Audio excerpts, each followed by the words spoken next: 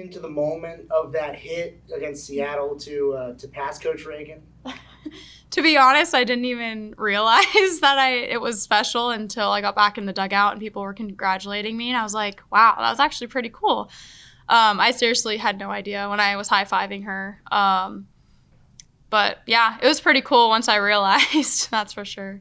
Were you keeping track of that leaderboard at all?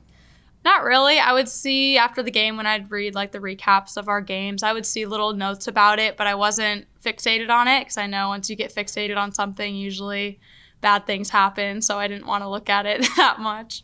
So what is your mindset this year where you are in the top 10s for a lot of those in terms of keeping track with those and then versus just playing the game? Yeah, I think my mindset is just to play the game at this point. Individual accolades will come just with trying to do good for your team, and I have a lot more fun playing for my team and playing for the win in the current moment than I do keeping track of all of those things. I know, things like it'll happen if it's meant to happen, and so it's way more fun like to play in the moment instead of thinking about those things. A lot of these things are compilation stats as opposed to averages or on base that are kind of fluctuate. Mm-hmm. So for numbers that will just stand and will only improve, what does it start to mean to you where you are a fifth year and this is it, and things about legacy and all those sorts of things, and having a name in the record books in a lot of spots? What does that start to mean now? It's just crazy. I haven't thought about it a lot because I'm trying to stay present and in the moment, and I get sad when I think about the end.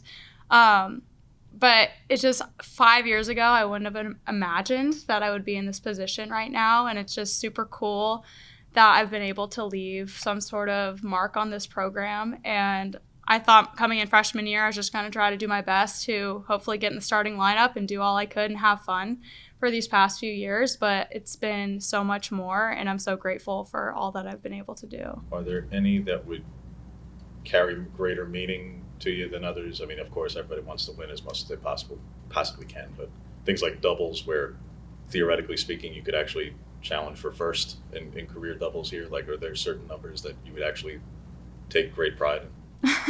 I haven't really thought about it a whole lot. I think it's all pretty cool anywhere where I can leave any sort of mark. I don't think one outweighs the other. It's just, it's just more fun to stay present and to think about the long term, because I know once those records are in there, I'll be done with this program, and that's really sad to think about. So don't want to think about that a whole lot. What does it mean to you that, and if memory serves me right, I remember Tara showing up in December, January, but if memory serves, Caitlin wasn't there at the very beginning of fall. Mm-hmm. So you're literally the last one at the onset and dealt with what was there in the fall. Mm-hmm. So what does it mean to you that you're part of all of this from the beginning of Coach's tenure and the lows and the highs and whatever this season has in store? Right. It's insane. It's crazy to think about every day, because I do think about that. I'm like, wow, I've been here since version 1, and we have gotten away from referencing what went down in version 1, but that was definitely something these past few years that we thought about, was the amount of adversity this team has faced through the years. And me being through it through day 1 has given me the opportunity to have a different perspective on this team and what this program means. And I just try to bring that every day with me. And Tara and Caitlin are in the same boat. Any sort of experiences that we have, we like to share with others, because then they understand the tradition and the things that we have been through to get to the level we are now. So it's pretty special to be able to be the one to share that with everyone. Touching kind of off of that, you talked about the adversity that the team faced, but rephrasing that question a little bit, do you ever think about the resiliency that the team has shown and that you guys have kind of branded as, back against the wall, and you never stop fighting? Is that, do you ever think about that? Oh yeah, we talk about that quite a bit as a team. The people on this team, the ones that have been here for a couple years or more, it's just crazy the different, just the weird things that have gone on between my freshman year and then COVID hitting my sophomore year, when things were finally normal.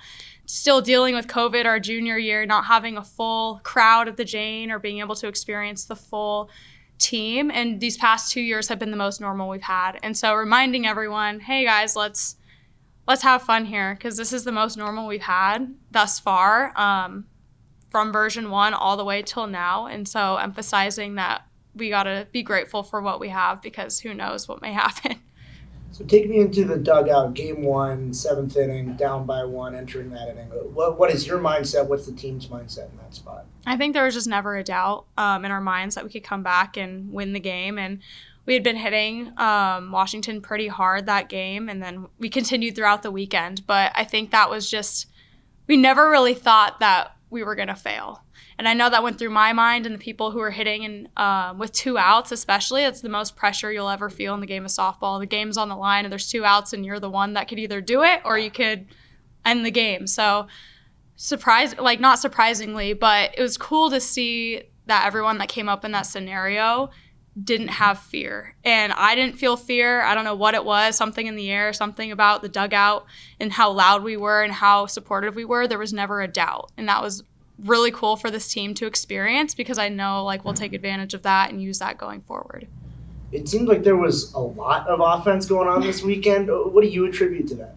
Yeah, I think just finally the hard work and just what this team can do is finally showing. I think it's been not tough, but we've been not struggling the past few weeks, but we've been trying to get to where we know we can go. And we know we've had this potential since week 1. It's just putting it all together. And I think everyone is in a pretty good spot mentally with their game individually up to the plate. And that's all that we're trying to accomplish is just everybody getting to that mindset because then you truly see how powerful our offense can be. What do you remember of Vaughter in particular? I know you faced her a couple of times last season with some success. You guys beat her once, lost the second time. So just what do you remember for what makes her challenging? I think she's just a competitor. She's tough, down ball, changeup. She's a great pitcher, and Pac-12 has a lot of great pitchers, but that's kind of the fun and the beauty of the Pac-12 is this prepares you for postseason, and we know that getting through her is going to really help us prepare later on regionals because we'll see every type of pitcher, and she's just one more person that we have to, gear up for and try to take out. Your approach with freshman pitchers in particular, you just faced off against a really good one against Washington. You're going to get another really good one this weekend with Stanford. Does it change at all the preparation from a pitcher that you have a little bit less film on? Yeah, I think we do watch a little bit more on someone that we haven't seen. With other pitchers, we'll watch film on our previous at-bats, and so we kind of have an idea of what their game plan was previously. Obviously, it might change.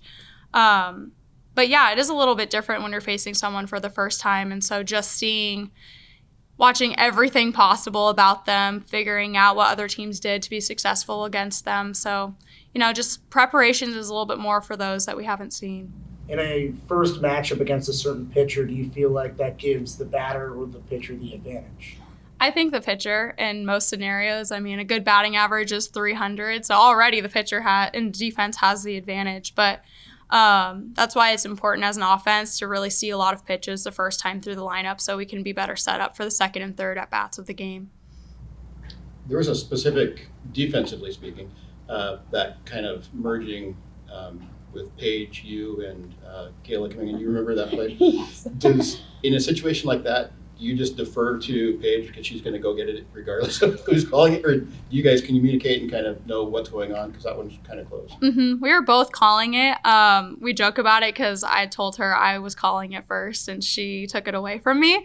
But we have a hierarchy on the field. So outfield, they call it, they take it. Middle infield is a little bit more tricky. But usually we default to let the shortstop take the ball just so we know on the field that person's going to get it. And you can tell in the tone of voice when we're calling it if we know we're going to catch it or we know we're not. So I knew pretty confidently Paige was under it. So I had to dip out as quick as possible, whether that be falling or whatever it was. So it ended up being good. And it's better to have 3 people at the ball than nobody at the ball. And just another quick question on defense. Paige has mentioned that she defers to you kind of to pick her up and she's been chewed up a couple of times, just trying to make those plays.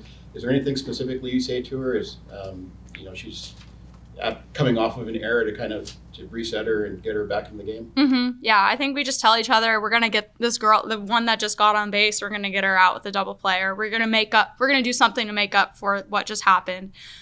Just forget about it. I got you. Let's do this. Make each other smile a little bit because those moments can get kind of stressful. And as a young player, she's still only a sophomore, so it is hard when you have a huge crowd and everybody's screaming at you to make an error or make a mistake. It's really important to keep it loose, keep it light. Do you guys have a kangaroo court? Have a what? Kangaroo court?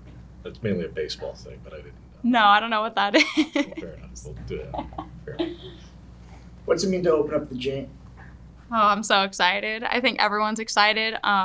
Finally, a year where it's like everything's in place. No more COVID for the most part, like no COVID restrictions on us. And we can have a full stadium. And I think marketing's doing a great job getting awareness out there that the games are going on. I think the whole city sounds like is really excited. And so that just kind of pumps us up for the weekend too, facing a good opponent this weekend. So really, really excited. Is this the longest it's taken for you to play a game at home?